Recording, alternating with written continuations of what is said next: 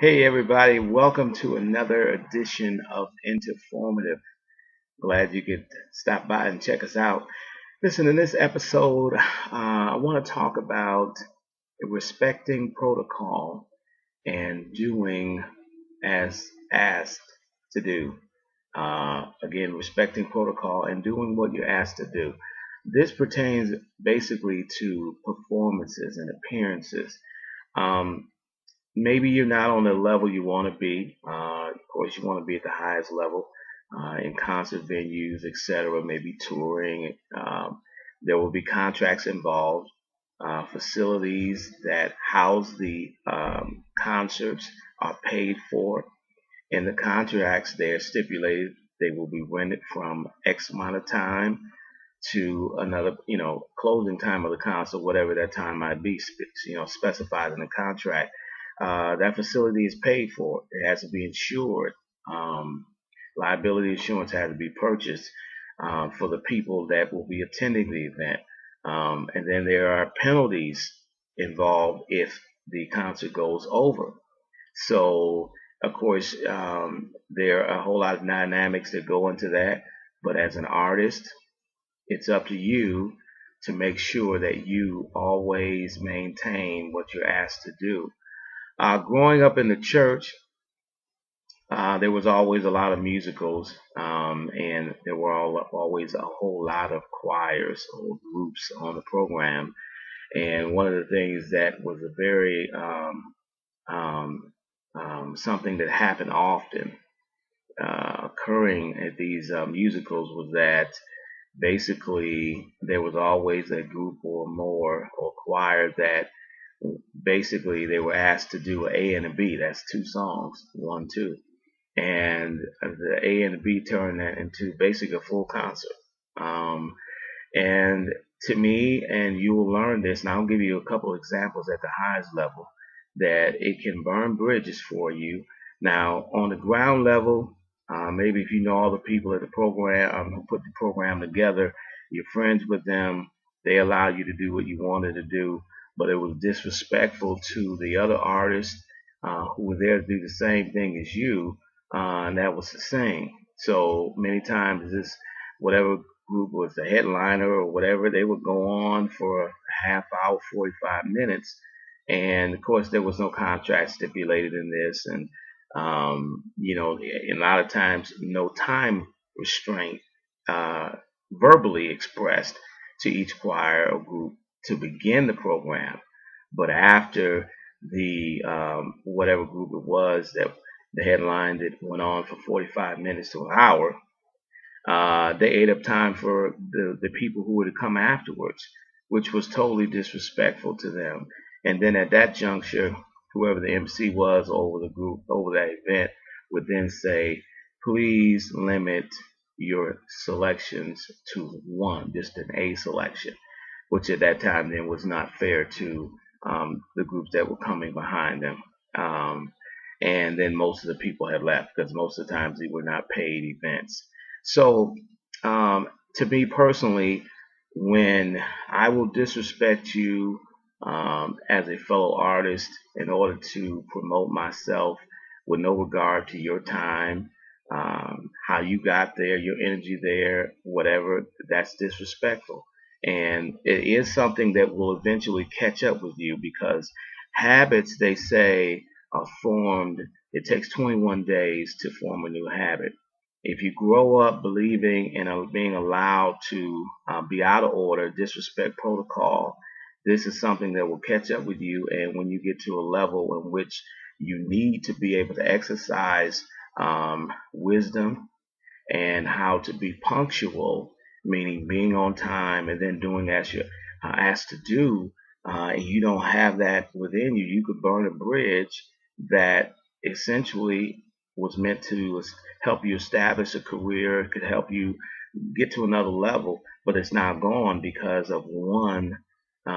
You didn't learn this opportunity. I'm sharing these things with you because I want to help you. And so that you're conscious.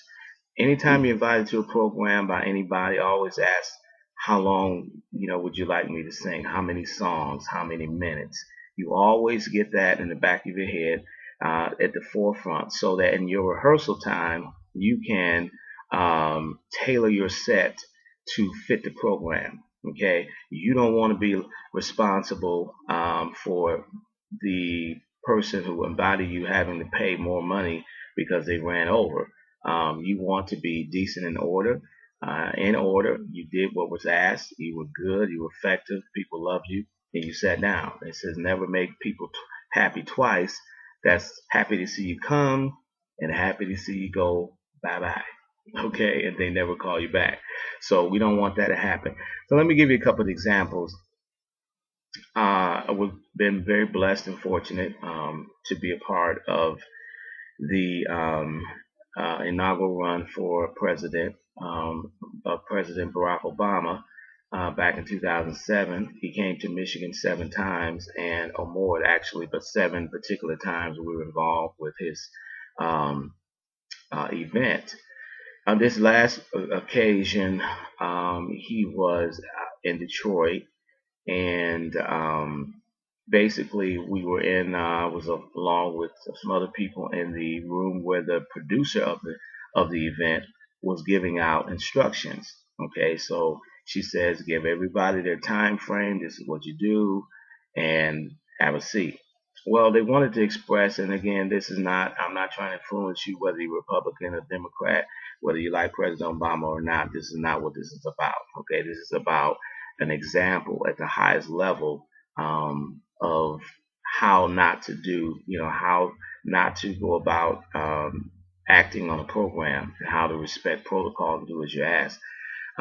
So basically, they wanted to show the diversity of religion. So there was a Black Baptist preacher, there was a Jewish priest, and there was also a Muslim priest. They were all instructed. I sat there and I heard as the producer or the person who was in charge gave them instructions to keep their prayers to 2 minutes. Now, maybe in your church or synagogue or wherever you are, you have more time than that. But today, your prayer was not the focus. All right.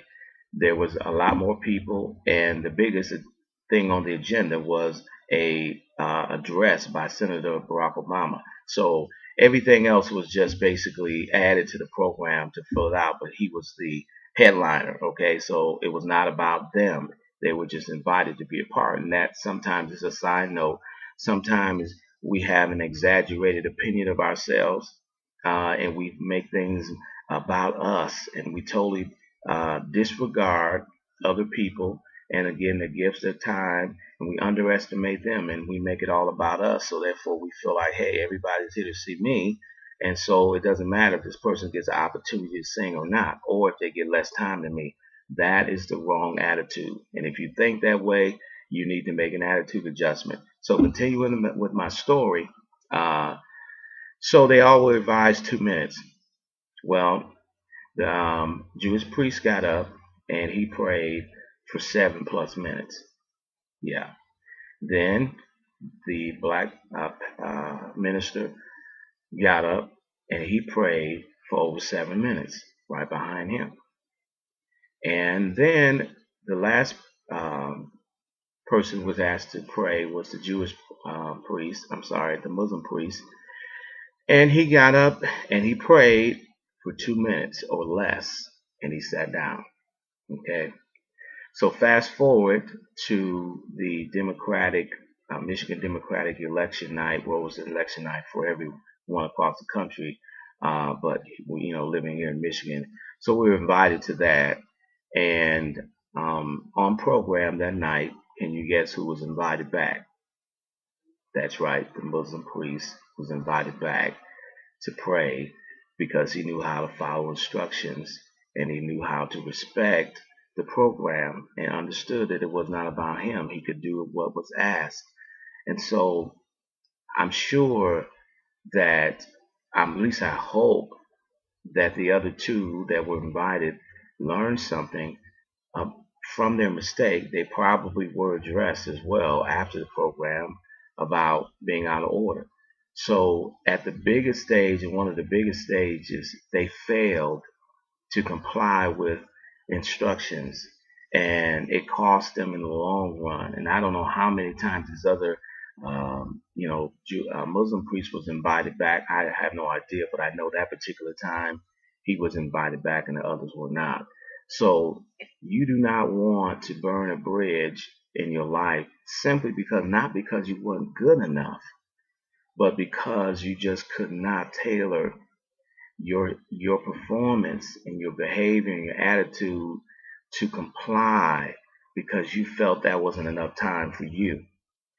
If people invite you, they think they know you're good enough. Okay, so you don't have to second guess that. If you're invited, they believe in your gift. They believe in what you do. They want you. But you show disrespect, and I continue to use that word because that is exactly what it is. I'm not trying to sugarcoat it or make it pretty. That is a blatant disrespect, and they can't trust you in regards to another program. Um, let's talk about another experience I had. A gentleman by the name of Dr. Bobby Cartwright runs the founder actually of Allstate Gospel Superfest.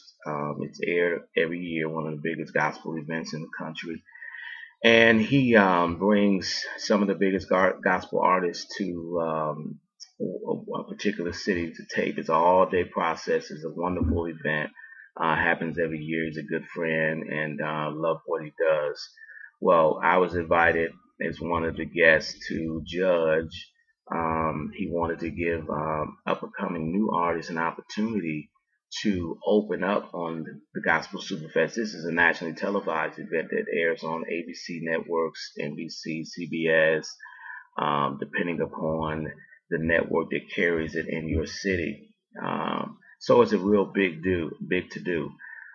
So he basically wanted to give someone an opportunity who was worthy of that. And I thought that was wonderful. So, of course, we were happy to come and go to Indianapolis to help judge this. Well, there were several great groups, talent-wise.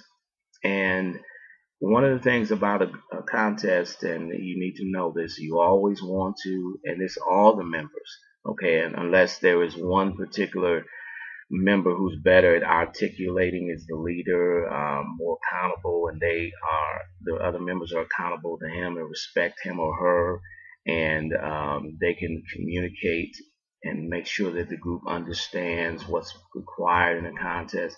So usually a legitimate contest is going to have rules, do's and do nots on the website pertaining to the contest, etc.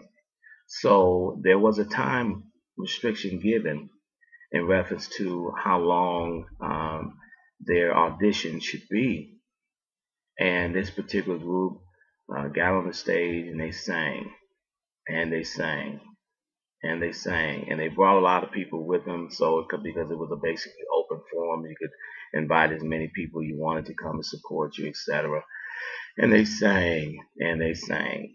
Okay, they stopped and they saw that their people that were there were egging them on and going to tell them, come, keep going. So they looked around and they sang some more and some more.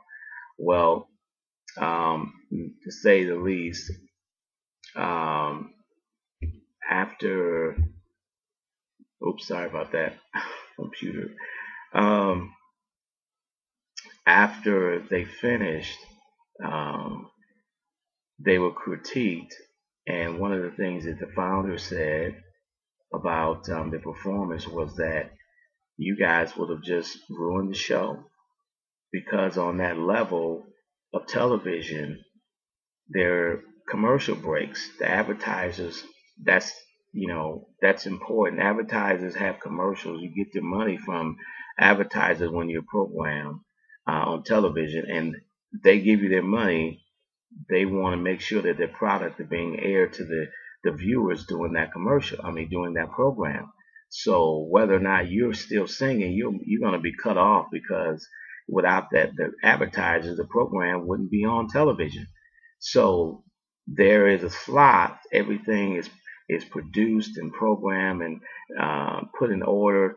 What time, when a particular program is airing, They have commercial breaks that's already written and when they're going to take them, and they have to. So if you don't know how to respect protocol, then basically you make the program look bad too, because you're not finished your song and they have to cut you off in the middle of it. And I'm talking about television. So, but apparently this was obvious. This is something that they do and did on a regular basis. So they had a very big issue with conforming to protocol and doing what was asked of them. And guess what? That was one of the major things that stopped them from being able to go on and become a finalist and ultimately appear on the Gospel Superfest. So these are things that you need to curb. I mean, I don't remember the main artist, but these were huge artists. I want to say Bruce Springsteen and another artist who was with him in another country who was singing on a major concert venue, and the concert venue turned the lights off on them because they went beyond the time frame in which they were told to stop. So, you know, I know pride is a tremendous thing that exists in our society today. So is arrogance.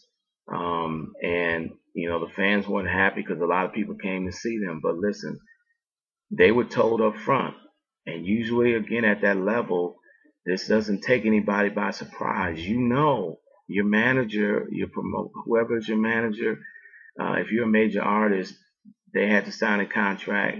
You had to sign it. You are very well aware of what you're being paid, how long the concert's supposed to be, et cetera, et cetera. And some facilities do not care. They're a little more extreme. They'll put you out, and they're well within their right because that is the understanding and language of the contract. So we're talking about doing what you're asked to do and respecting protocol. So you want to learn that now. So in the end, you won't pay a great price. You hate to not make it at a major level, not because you weren't good enough, but just because you just couldn't follow instructions about compliance of time and making maybe feeling that you were bigger than the program or bigger than everybody that was there. This is my moment. I'm taking it. I'm going to sing as long as I want to. Well, that could be, again, something that you regret for a long time because the next person who may be just as talented as you, yeah, there are people just as talented or more than you are. But it's a blessing. There is nobody like you. And let me just say that you are a tremendous individual. I've said this before. You have your own unique fingerprints. When God made you, He broke the mold, as well as I. So there's nobody intended to be exactly you. When you're given an opportunity, cherish it. Treat it like it's the greatest thing that's ever happened to you.